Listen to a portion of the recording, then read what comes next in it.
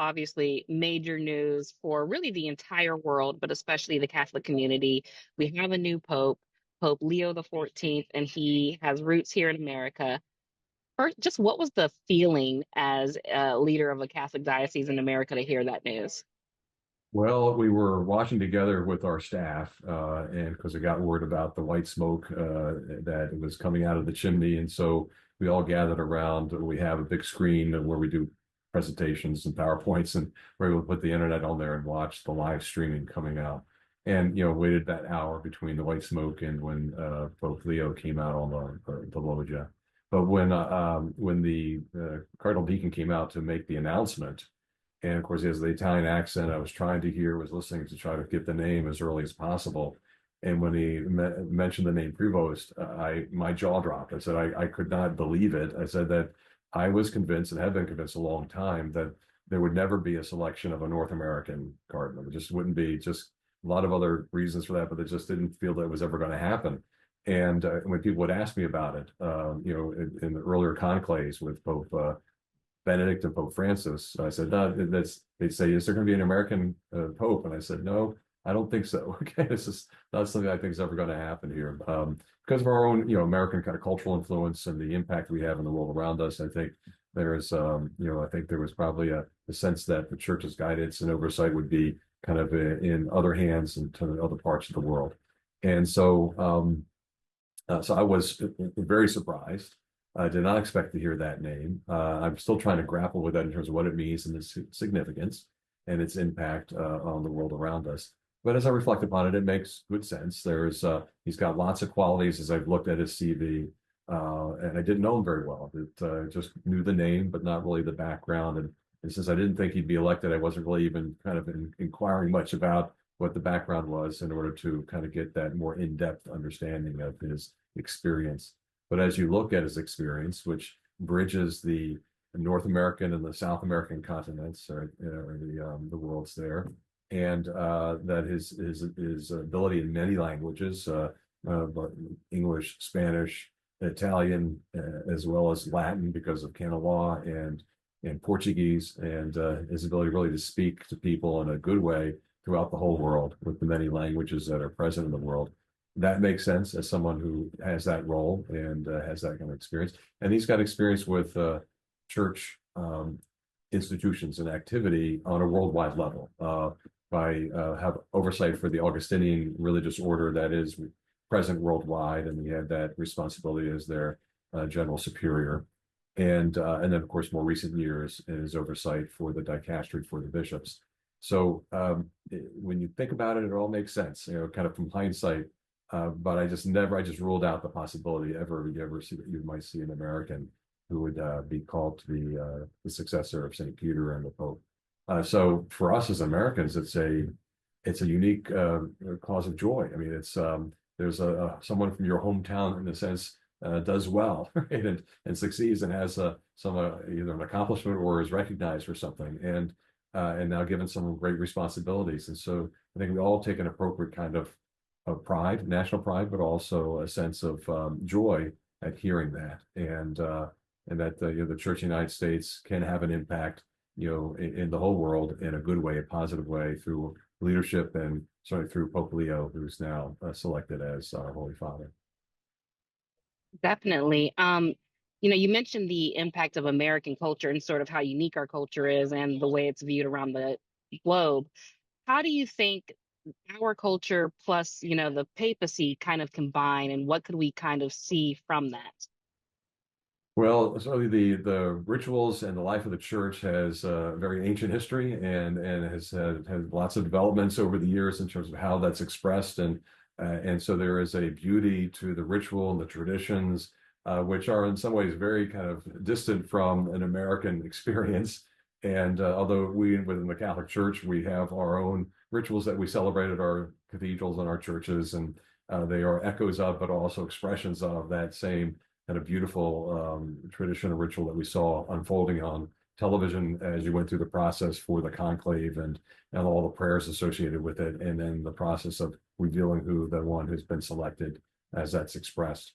And so there's a very big difference, obviously, between American culture, which is much more straightforward and practical and you could say entrepreneurial in many ways too, but also culturally has a great impact because of the variety of what we were able to express and do with athletics, with entertainment, with that American culture has that impact worldwide because of the creativity that's kind of part of our nature, and that means kind of bringing something new about all the time with the newness that's part of the origin of this country, right? That where there was kind of a newness about when it was established, kind of a new effort in a new world.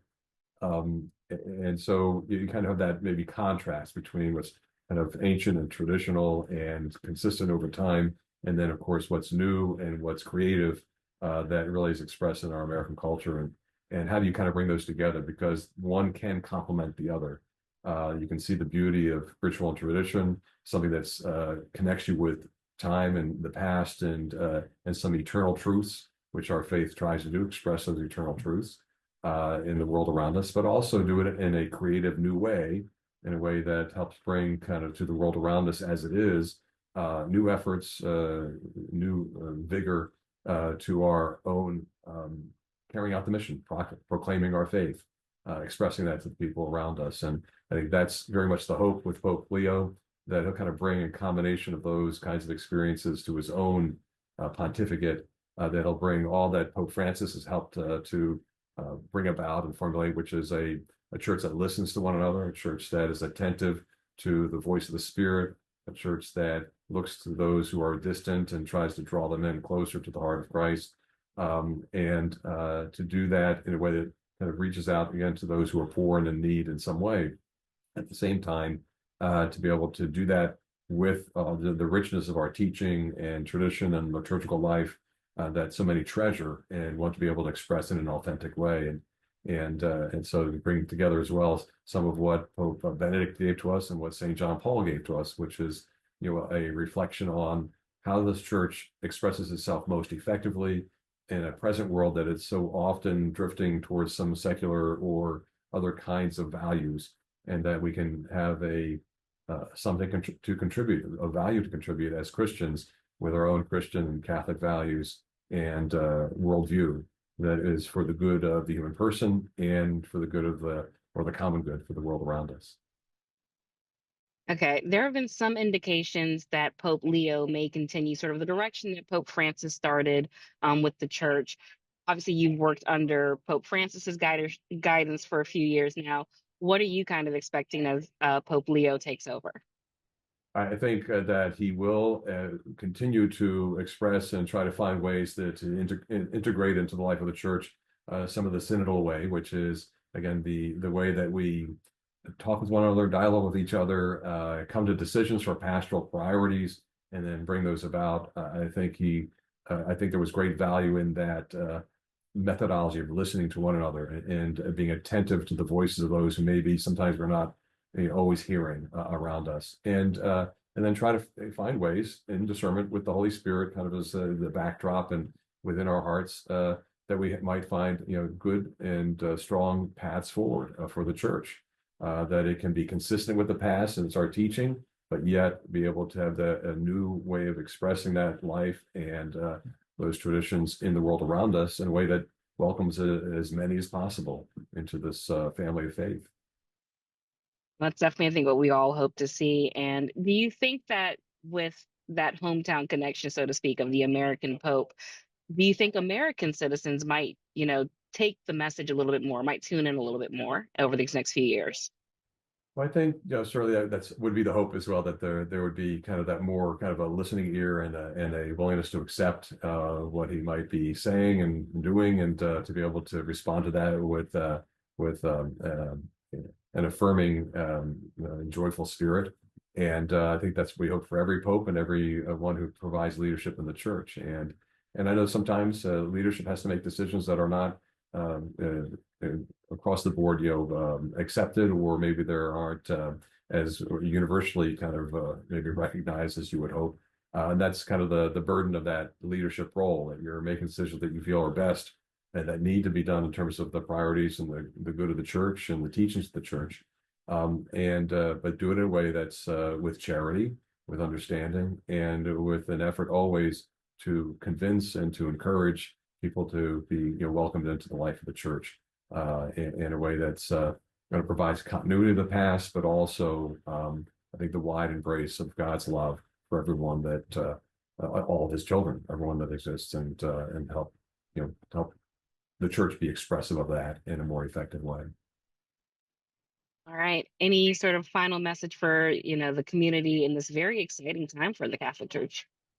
I think that's just I think that we're going to look and we're going to see a lot of wonderful things happening in the years to come under Pope Leo, and I think we're going to see the best of all those who've come before him kind of expressed in what says and what he does. I'm looking forward to that. I'm excited about it, and certainly thrilled that we have our new Pope, and even more so we have someone from kind of our backyard, so to speak. Well, that's awesome. Thank you so much, Your Excellency. I appreciate you taking the time with us today. We really appreciate it. Okay, it's good to be with you today.